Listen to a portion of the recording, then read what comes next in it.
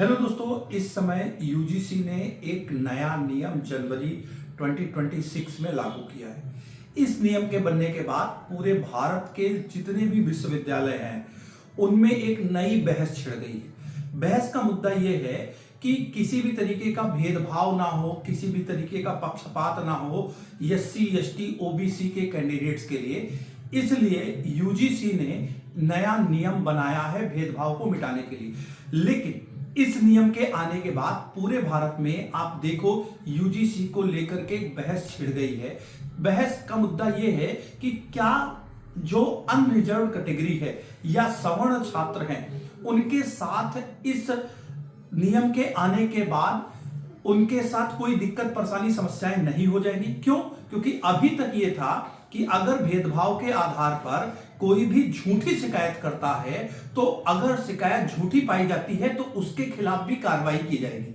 लेकिन अब भेदभाव मिटाने की आड़ में अगर कोई झूठी शिकायत किसी सवर्ण के ऊपर कर देता है तो उस झूठी शिकायत करने वाले बंदे को किसी भी तरीके की कोई समस्या नहीं होगी।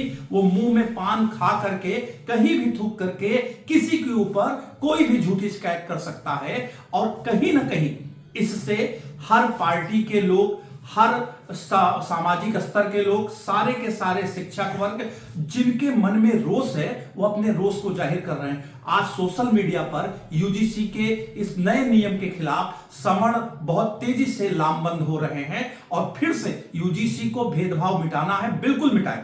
एससी, एसटी, ओबीसी को उनका पूरा का पूरा रिजर्वेशन मिलना चाहिए, बिल्कुल दे। लेकिन यह बात बिल्कुल गलत है कि अगर झूठी शिकायत कोई भी व्यक्ति कर दे तो आजकल वहां जो बच्चे रह रहे हैं वो इसी डर में जिएंगे, इसी भय में जिएंगे कि कहीं कोई मेरे ऊपर झूठी शिकायत ना कर दे। और झूठी शिकायत करने वाले के खिलाफ किसी भी तरीके का कोई एक्शन अब नहीं लिया जाएगा।